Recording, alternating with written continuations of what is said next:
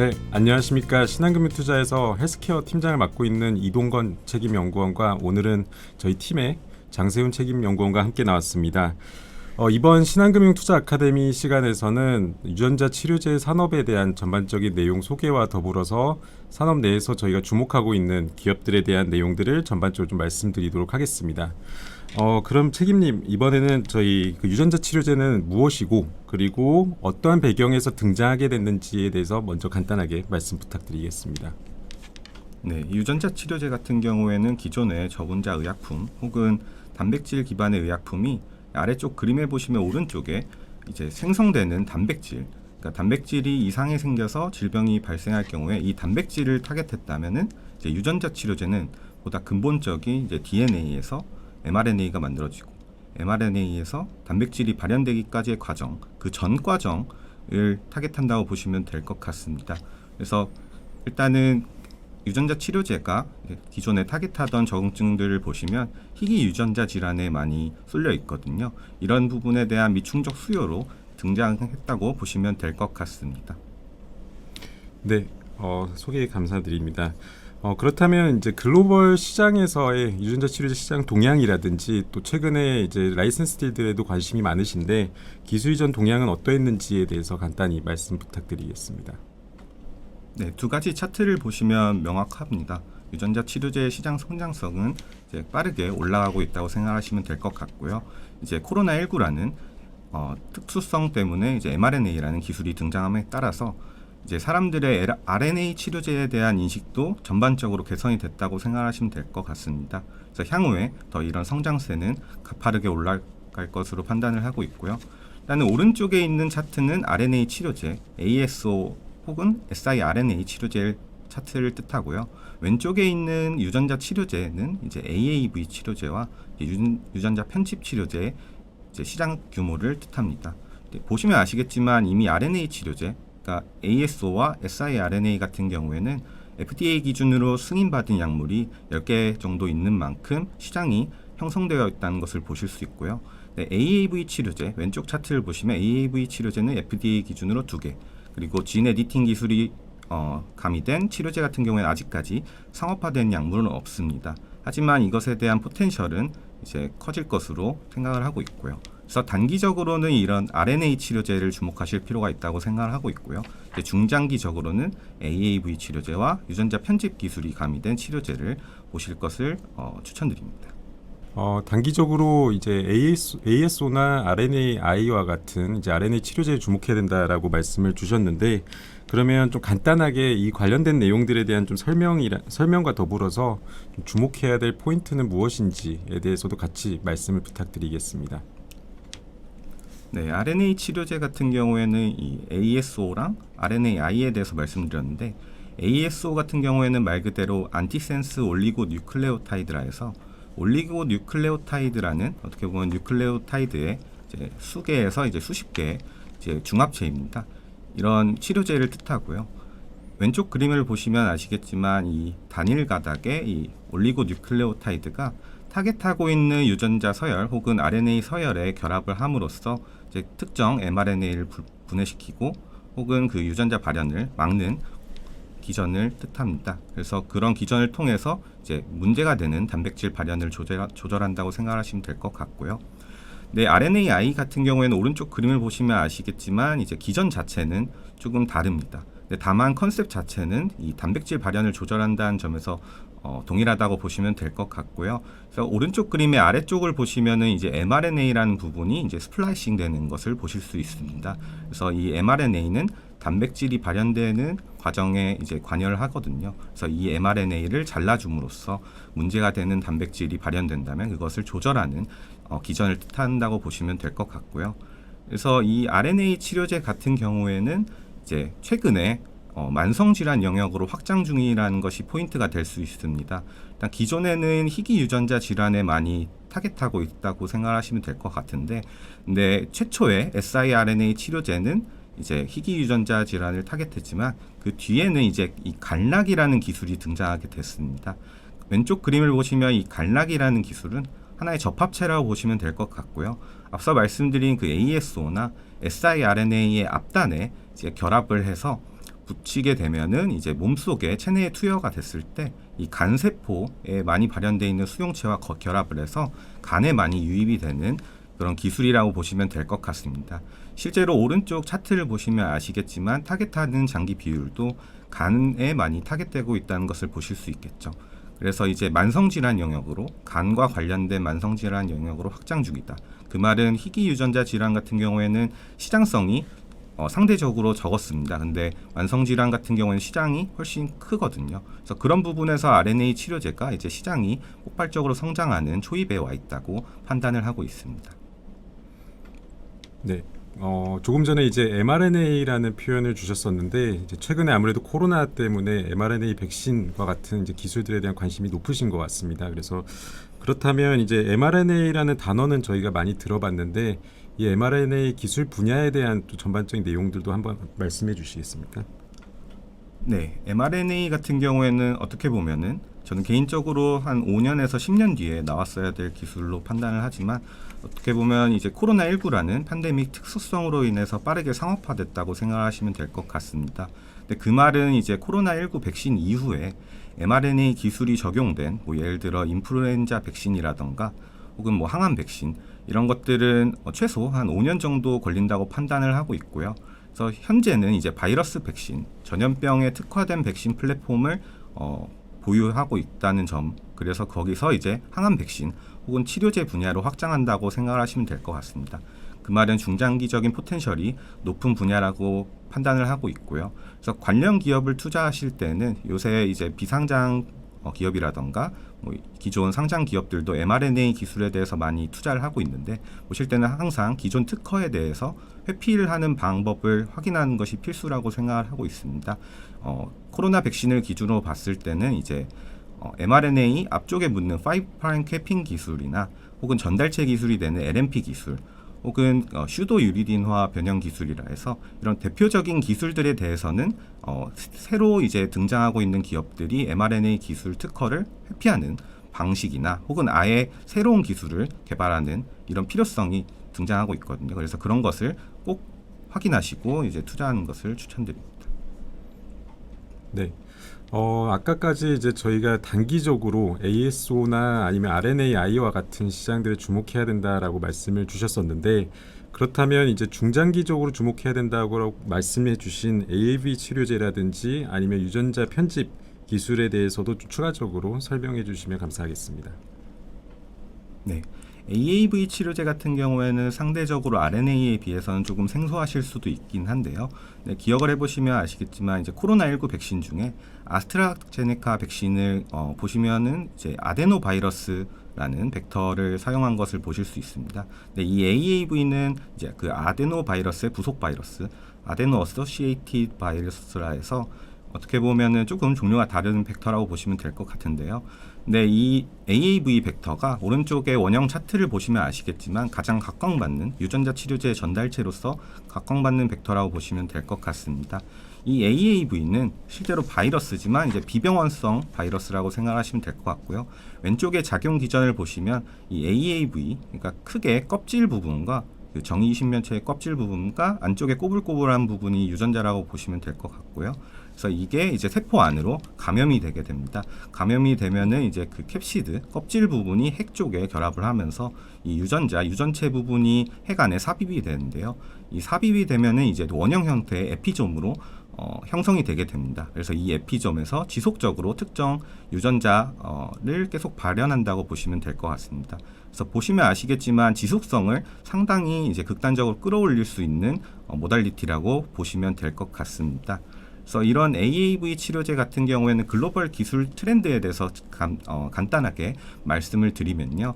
앞서 말씀드린 대로 두 가지 파트가 있는데 캡시드 껍질 부분이죠. 벡터 엔지니어링이라 함은 이제 안쪽에 유전체 부분에 이제 최적화된 효율성을 뜻합니다. 그래서 각각에 대한 개발은 많이 활발하게 진행되고 있다고 보시면 될 것 같고요. 먼저 이제 껍질 부분에 대해서 말씀을 드리면 왼쪽 그림을 보시면 됩니다. 기존에는 이제 전통적인 이제 자연 상태에 있는 AAV 세로타입이라는데 혈청형이라 합니다. 그래서 인간에 있는 AAV 혹은 뭐 영장류에 있는 AAV를 벡터를 이용했다면은 이제는 애초에 그냥 AI 기술을 통해서 이제 노블한 캡시드를 발굴하는 전략이 대두되고 있다고 보시면 될 것 같습니다. 그래서 글로벌 비상장 기업인데 다이노 테라피틱스라는 애들이 이런 것을 조금 주요하게 개발하고 있다고 보시면 될 것 같고요. 그래서 두 번째로 이제 벡터 부분, 그러니까 유전체 부분도 충분히 효율적으로 디자인을 해야 되거든요. 그 의미는 AAV 같은 경우에는 크기가 작기 때문에 저희가 치료 유전자를 삽입할 때는 그 뒷단이나 앞단에 있는 부수적인 프로모터, 인트론 이런 부분을 조금 최적화시켜주는 게 필요합니다. 그래서 실제로 프로모터, 앞쪽에 유전자 발현에 관여를 하는 프로모터를 조금 더 최적화시키고 효율화시키는 방향으로 기술이 전개되고 있다고 보시면 될 것 같고요. 그래서 오른쪽 그림을 보시면 아시겠지만 최근에 들어서 티슈 스페시픽한, 그러니까 타겟하는 적응증에 맞춰서 프로모터를 디자인하는, 이것도 앞서 말씀드린 노블한 컨셉이라고 생각을 하시면 될 것 같습니다. 이렇게 두 가지 큰 방향을 기억하실 필요가 있고요. 앞으로 이 AAV 기업을 투자하실 때는 저는 개인적으로는 캡시드 엔지니어링 기술을 더 높게 평가하고 있습니다. 이제 유전자 편집 기술 같은 경우에는요, 앞서 말씀드린 대로 AAV와는 조금 성격이 다르다고 보시면 될 것 같습니다. 흔하게는 유전자 가위 기술이라고도 많이 불리는데요. 맨 처음에 큰 그림을 기억해 보시면 아시겠지만 이제 DNA에서 mRNA가 생성되는 과정에 이제 관여를 한다고 보시면 될 것 같습니다. 실제로 DNA에 있는 염기 서열, 그러니까 ATGC라는 염기를 잘못될 경우에 이것을 편집해 주는 기술이라고 생각하시면 될 것 같고요. 그래서 가장 흔히 알려진 것은 3세대 유전자 가위 기술이라 해서 크리스퍼 카스9이라고 부릅니다. 왼쪽 그림을 보시면 아시겠지만 이 유전자 편집 기술은 1세대 징크핑거라는 기술이 있고 2세대는 탈렌, 그리고 3세대 크리스퍼 카스9이 있는데요. 최근에는 3.5세대 혹은 4세대 프라임 에디터라는 기술도 나오고 있긴 한데, 어쨌든 지금 많이 사용되고 있는 것은 이 2세대 탈렌과 3세대 크리스퍼 카스9이 치료제 분야에 많이 적용되고 있다고 보시면 될 것 같습니다.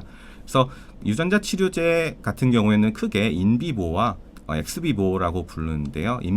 인비보는 이제 체내에 유전자 벡터나 전달체를 통해서 유전자를 도입시켜서 안쪽에 인간의 몸 속에서 발현시키는 것이라고 보시면 될 것 같고요.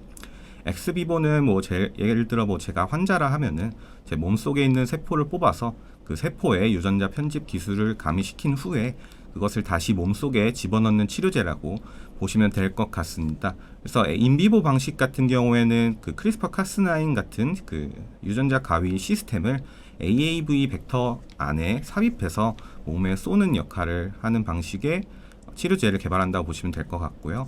엑스비보 방식은 이제 동종 카티를 개발할 때 가장 많이 쓰인다고 생각하시면 될 것 같습니다. 유전자 치료제에 대해서 지금까지 이제 간단하게 산업 전반적인 내용들, 그리고 이제 기술과 관련된 내용들 좀 여러 가지 말씀을 주셨는데, 아무래도 이제 저희가 투자 아카데미다 보니까 이제 실제로 주식 투자를 하시는 데 있어서도 좀 어느 정도 아이디어를 드리면 좋을 것 같습니다. 그래서 유전자 치료제 기업들을 이제 저희가 투자할 때 좀 주목해야 될 포인트가 있다면 어떤 것들이 있을까요? 일단 크게 두 가지로 나뉠 수 있다고 저는 판단을 하고 있고요. 유전자 치료제 같은 경우에는 오른쪽 원형 차트를 보시면 아시겠지만 바이오텍 그리고 혹은 이제 창업되는 기업들을 보시면 기존 아카데미에서 연구를 하다가 그게 그대로 창업되는 케이스가 많다고 보시면 될 것 같습니다. 그래서 바이오텍을 투자하실 때는 전 개인적으로 유전자 치료제 전분에 RNA 치료제도 그렇고요. 플랫폼 기술이라고 보시면 될 것 같은데, 이 플랫폼 기술을 보유한 기업들을 항상 기억을 해보시면 첫 임상 POC 데이터를 확보하는 시점에서 크게 리레이팅이 일어나곤 합니다. 그래서 실제로 이 긍정적인 POC 데이터를 확보하게 되면은 본인들이 보유하고 있는 플랫폼 기술의 경쟁력을 입증한다고 볼 수 있거든요. 그렇게 그 말은 이제 플랫폼 기술의 경쟁력이 입증이 되면 이제 선순환 구조를 그릴 수 있습니다. 플랫폼 기술 이전에 대한 가치도 더 높아지고요. 개발하고 있는 물질에 대한 가치도 훨씬 높아진다고 판단을 하고 있어서, 그래서 실제로 바이오텍을 투자하실 때는 리드 파이프라인이 있습니다. 가장 먼저 개발 속도가 빠른 파이프라인이 분명히 있는데요. 그 파이프라인의 적응증이 저는 개인적으로 성공 확률이 좀 더 높은 질환을 타겟해야 된다고 판단을 하고 있고요. 그런 부분에서 뭐 예를 들어 AAV 치료제를 말씀드린다면 AAV 치료제는 전신은 뭐 예를 들어 혈우병, 간을 타겟하는 질환보다는 이제 눈이나 근육 등의 국소 질환을 타겟함으로써 상대적으로 안전성을 확보함으로써 이제 성공 확률을 높이는 방향으로 개발해야 된다고 생각하고 있습니다. 그래서 바이오텍을 보실 때는 리드 파이프라인의 적응증 그리고 투여 방식이 어떤 것인지를 꼭 확인하셔야 된다고 생각하고 있고요. 이제 추가적으로 어쨌든 R&D 같은 경우에는 불확실성이 존재합니다. 임상에 실패를 할 수도 있고 그렇게 되면서 중소형 바이오텍 같은 경우에는 가치가 급감을 하기도 하거든요. 그 말은 이제 상대적으로 그렇다면 R&D의 불확실성을 좀 피하기 위해서 시장이 성장하는 것은 명확하기 때문에 이것에 확실한 수혜가 예상되는 CDMO 기업에 투자하는 것도 저는 편안하다고 생각을 하고 있습니다. 아래쪽 차트를 보시면 아시겠지만 이제 성장성은 너무나 명확하고요. 그리고 기억을 해보시면 아시겠지만 기존에 바이오의약품 CDMO가 이제 밸류에이션 리레이팅이 일어났던 시점은 그 바이오의약품 치료제 시장이 폭발하는 시점에 리레이팅이 일어났었거든요. 근데 CDT, CDMO 같은 경우에도 앞으로 시장이 이제 커가는 거의 초입에 있다고 생각을 하고 있기 때문에 이 CDMO 기업에 대한 가치도 같이 높아질 것으로 판단하고 있습니다. 네, 지금까지 이제 저희 그 주목해야 될 포인트로 크게 두 가지를 말씀해 주셨고, 첫 번째로는 이제 신약 개발사들, 그러니까 바이오텍 내에서의 투자 전략과 더불어서 CGT, CDMO 기업들을 주목하자라고 말씀을 주셨습니다. 그렇다면 이제 이 투자 포인트와 관련돼서 실제로 국내에 이제 상장되어 있거나 아니면 아직 상장이 되지 않은 비상장 기업들 중에 좀 주목할 만한 기업들이 있을까요?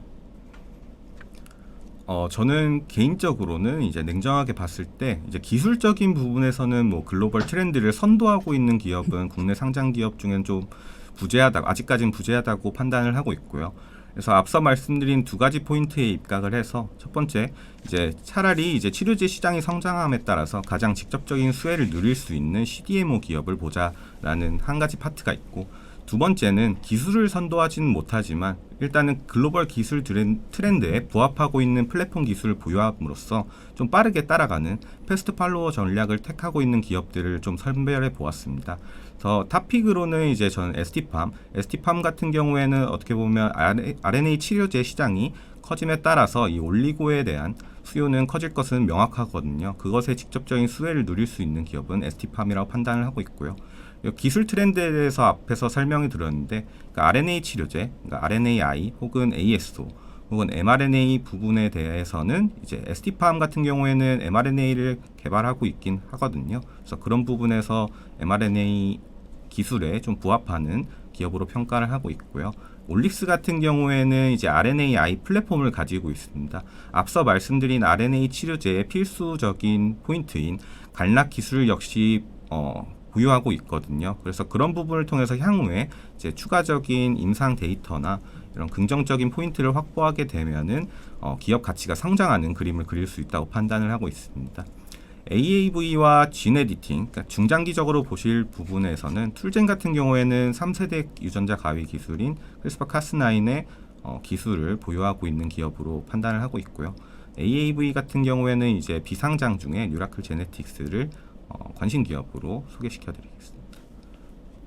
그래서 탑픽으로 꼽았던 ST팜에 대해서 간단하게 좀 더 포인트 위주로 말씀드리겠습니다. 최근에 ST팜 같은 경우에는 그 제2올리고동 투자 공시가 나오면서 주가가 단기간에 많이 오른 것을 보실 수 있는데요. 저는 CDMO 기업을 보실 때는 CDMO 기업은 수요와 역량만 충분하다면 충분히 매력적인 기업이라고 판단하고 있습니다.